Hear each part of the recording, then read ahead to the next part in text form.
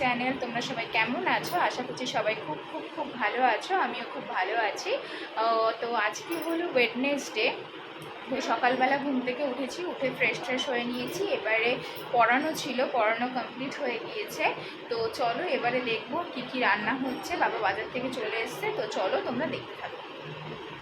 তো বাবা এখানে বাজার থেকে এনেছে হলো ট্যাংরা মাছ। দেখো পেটে পুরো ডিম ভর্তি ট্যাংরা, একদম ট্যাংরা মাছগুলো না পুরো জ্যান্ত ছিল, খুব সুন্দর ছিল ট্যাংরা মাছগুলো। তো এইখানে এই ট্যাংরা মাছটা আলু আর বেগুন দিয়ে পাতলা করে ঝোল করব। এর জন্য মশলার মধ্যে নিয়ে নিয়েছি জিরে গুঁড়ো, আর হচ্ছে সামান্য কাশ্মীরি লঙ্কার গুঁড়ো, আর হচ্ছে 4টে কাঁচা লঙ্কা। আর এদিকে দেখো কড়াইটা গরম হতে বসিয়ে দিয়েছি। এরপর এর মধ্যে দিয়ে দেবো হলো সাদা তেল। আমরা কিন্তু সবসময় মানে ম্যাক্সিমাম টাইমই তোমরা হয়তো দেখেছো বা দেখবে এরপরে আস্তে আস্তে যে আমি সমস্ত কিছুই কিন্তু রান্না সাদা তেলেই করি। তো মাছগুলো ভাজার জন্য প্রথমেই কড়াইতে তেল দিয়ে দিয়েছিল, আর সামান্য পরিমাণে লবণও কিন্তু দিয়ে দিয়েছিল। নাহলে কি হয়, সামান্য পরিমাণে তেলে যদি লবণ দেওয়া হয় তাহলে কিন্তু মাছের গায়ে থেকে যে তেলটা যে বের হয়ে যে তেলটা ছিটে আসে ওটা কিন্তু আর ছেড়ে না। এই জন্য, আর এগুলো তো একদম আঁশ ছাড়া মাছ হয়, আঁশ ছাড়া মাছ কিন্তু অনেকটা ছেটে। তো যাই হোক, তারপরে ওদিকে মাছগুলো দেখলে তোমরা কি সুন্দর ভেজে নিয়েছে। আর এদিকে হচ্ছে মা ফ্রিজে অল্প কিছু মাংস ছিল, চিকেন ছিল, ওটাকে সুন্দর করে কষা কষা করে রান্না করে নিচ্ছে। আর এই যে দেখো মাছগুলো ভাজছে আর সঙ্গে সঙ্গে কিন্তু ঢাকা দিয়ে দিচ্ছে, নাহলে প্রচণ্ড ছেটে। তো যাই হোক, এইখানে দেখো মাছগুলো সমস্ত ভেজে নিয়েছে, তারপরে আলু আর বেগুনগুলোও কিন্তু সুন্দর করে কড়া করে ভেজে নিচ্ছে। এদিকে মশলাটা বাটাও আমার হয়ে গিয়েছে। তো তারপরে মশলাটা কিন্তু এই আলু আর বেগুন যে ভাজছিল হালকা করে ভেজে মোটামুটি, তারপরে ওর মধ্যে মশলাটা দিয়ে দিল। আর মশলা ধোয়া কিন্তু সামান্য পরিমাণ একটু জলও দিয়ে দেবে, তাহলে কি হবে মশলাটা মানে কষাতে কষাতে পুড়ে যাবে না। আর সাথে দিয়ে দিল অল্প কিছু পরিমাণ ধনেপাতা, নুন আর হলুদ গুঁড়ো দিয়ে ভালো করে কিন্তু এটাকে কষাতে হবে। যত সুন্দর করে কষাবো তত কিন্তু সুন্দর টেস্ট হবে, কিন্তু হালকা হাতে কষাতে হবে, নাহলে কিন্তু বেগুনগুলো ভেঙে যেতে পারে। দেখো আমার কিন্তু একটা বেগুনও ভাঙেনি। এবারে কষানো হয়ে গেলে এর মধ্যে পরিমাণ মতো আমি কি দিয়ে দেবো, জল দিয়ে দেবো। ওই যে মশলা ধোয়া যে আমি মিক্সারটা ছিল ওইখানে ওটা ধুয়ে সুন্দর করে জল দিয়ে দেবো, তাহলে কি হয় যে মশলাটা একটুও কিন্তু নষ্ট হয় না। তো যাই হোক, এখানে আর একটু জল লাগবে, এখানে জলটা একটু কম মনে হচ্ছে, কারণ একদম পাতলা ঝোল করব, কারণ আমাদের শরীর কারোরই ভালো নেই, তাই জন্য একদম করে পাতলা করে মাছের ঝোল হবে। তো এরপরে এই ঝোলটা যখনই ফুটে উঠবে তখন কিন্তু আমি মাছগুলো দিয়ে দেবো, ভেজে রাখা যে ডিমওয়ালা ট্যাংরা মাছগুলো দিয়ে দেবো। দেখো কত সুন্দর ডিমওয়ালা ট্যাংরাগুলো, মানে ট্যাংরা মাছগুলো থেকে মনে হচ্ছে ডিমগুলোই বড়, এতটা সুন্দর। আর খেতেও কিন্তু খুবই টেস্ট হয়েছিল, যেমন ঝোলটা টেস্ট হয়। আর কিন্তু তোমরা এতে কিন্তু অবশ্যই করে কালো জিরে ফোড়ন দেবে, হয়তো দেখানো হয়নি। তা এখানে তো উপর দিয়ে দেখলে তোমরা বুঝতেই পারছো, এখানে কিন্তু ফোড়নের মধ্যে আর কিচ্ছু পড়বে না, শুধু কালো জিরে ফোড়নটা পড়বে। তো দেখো মাছগুলো কত সুন্দর করে আমি দিয়ে দিয়েছি, ডিমযুক্ত ট্যাংরা মাছগুলো দিয়ে এটাকে আমি কিন্তু ভালো করে এবারে নেড়ে নেব ঝোলের সাথে। আর এটা মাছগুলো কিন্তু ডুবিয়ে ডুবিয়ে দেবো, তাহলে কি হবে মাছগুলোর মধ্যে ঝোলটা পুরো ঢুকবে, আর মাছগুলো খেয়ে একটু হালকা ফুলে ফুলে যাবে, আর খেতেও কিন্তু খুব ভালো লাগবে।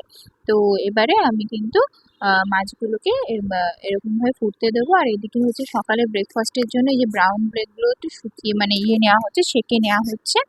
আর এই দেখো মাছের ঝোলটা বেশ ভালো টকবক করে ফুটছে, এবারে নামিয়ে ফেলবো। আর নামানোর আগে দেবো হচ্ছে ধনেপাতা।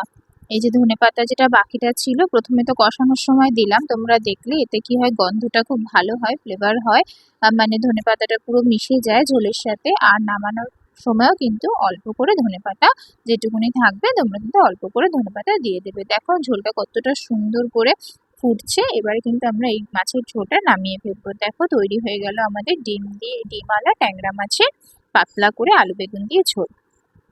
তো এরপরে আমি হচ্ছে সকালে ব্রেকফাস্ট করব, এই জন্য দেখো এখানে একটা আমি জল রেডি করি, যার মধ্যে থাকে হচ্ছে মৌরি, জোয়ান, মেথি, হলুদ আর হচ্ছে দারচিনি দিয়ে গরম জলের মধ্যে ভালো করে ফুটিয়ে নিই। এবার এটাকে আমি কিন্তু সকালবেলা খালি পেটে এটা খেয়ে নিই। এটা যদি তোমরা আগের দিন রাতে ভিজিয়ে রাখতে চাও ভিজিয়ে রাখতে পারো, কিন্তু আমি কি করি এটা ভিজিয়ে রাখি না, এটা সঙ্গে সঙ্গে করে খেয়ে নিই।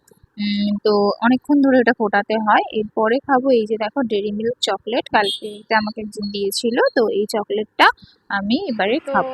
ফ্রেন্ডস, তখন তো রান্না বান্না সমস্ত কিছু কমপ্লিট হয়ে গিয়েছিল, তারপরে একটু রেস্ট নিচ্ছিলাম। তারপরে এখন বাজে প্রায় 1টা, এই সবে স্নান করে আসলাম, স্নান টান করলাম, একটু শ্যাম্পু করার ছিল। তো এই স্নান করে এসেছি, এবারে লাঞ্চ করতে যাব। তো চলো তোমরা ভিডিওটা দেখতে থাকো, আর ভিডিওটা ভালো লাগলে তাহলে অবশ্যই করে কিন্তু একটা লাইক করবে আর কমেন্ট করতে ভুলবে না, আর অবশ্যই করে যদি চ্যানেলে নতুন হয়ে থাকো চ্যানেলটা কিন্তু সাবস্ক্রাইব করো। তো ফ্রেন্ডস, এই যে এখন একটু রেডি হয়েছি, একটু বেরোবো, একটু কাজ আছে তাই দরকার একটু বেরোবো। তো এখন বাজে হচ্ছে প্রায় 2:30টার কাছাকাছি। তো চলো কোথায় যাই তোমাদেরকে সবটাই দেখাবো, তোমরা দেখতে থাকো ও সঙ্গে থাকো। তো ফ্রেন্ডস, আমি তো বাড়ি চলে এসেছি। দেখো, তোমরা দেখতেই পাচ্ছ, দেখে হয়তো বুঝতে পারবে আমি পুরো ভিজে গিয়েছি রাস্তায়। তোমাদের কি দেখাবো, যে কাজের জন্য গেছিলাম সে কাজ তো হলোই না, মানে পুরোপুরি ভিজে গেছি রাস্তার মধ্যে। ঘন্টা দেড়েক ধরে দাঁড়িয়েই আছি বৃষ্টির মধ্যে। ভেবেছিলাম যে একবার ভাবতে যাবো, যেখানে যাওয়ার সেখানে যাবো কি যাবো না। আর এমন হয়েছে না, বাড়ি থেকে বেরোনোর সময় কোনো রকম বৃষ্টিই হয়নি। বাড়ি থেকে বেরিয়েছি, হাফ রাস্তায় পৌঁছেছি আর সঙ্গে সঙ্গে বৃষ্টি হয়ে গেছে। একটু কিছু টুকটাক কেনার ছিল, কিছুই হলো না। দেখো বাইরের ওয়েদারটা, এখন বাজে 5:30, এত পরিমাণে মেঘ। আর আমি না মানে রাস্তা থেকে আসার সময় পুরো হাফ রাস্তা চলে গেছিলাম। এবার আমার মনে হলো যে একবার যখন ভিজেই মানে বৃষ্টি শুরুই হয়েছে, যে আর একটু আবার কমেছে, আবার ভাবলাম যে যাবো, তাহলে না থাক বাড়ি চলে আসি। আর বাড়ি আসার সময় এমন বৃষ্টি হয়েছে, মানে সেই বৃষ্টিতে পুরোই ভিজে গেছে। আবার কতক্ষণ দাঁড়াবো, এমনি দাঁড়িয়ে রয়েছে 1-1.5 ঘন্টা ধরে। আরও দাঁড়াবো, তাই আর দাঁড়াইনি, একেবারে চলে আসলাম বাড়িতে। তো বাড়িতে আসার পথে পুরো ভিজে গেছিলাম। দেখো তোমাদের ওয়েদারটা দেখাই, বাইরের ওয়েদারটা খুব সুন্দর, কিন্তু ওই যে বৃষ্টি। তো দেখো, তো তোমাদের সাথে একটা কথা শেয়ার করি, অনেকদিন ধরেই কিন্তু আমি ব্লগ ভিডিও দিতে পারছিলাম না, একটু সমস্যা ছিল। তো যার জন্য ব্লগ ভিডিও দিতে পারছিলাম না, আবার তোমাদেরকে ব্লগ ভিডিও দেবো। তো তোমরা আমার পাশে থেকো, চ্যানেলটা সাবস্ক্রাইব করে দিও, ভালো লাগলে লাইক করো। টাটা।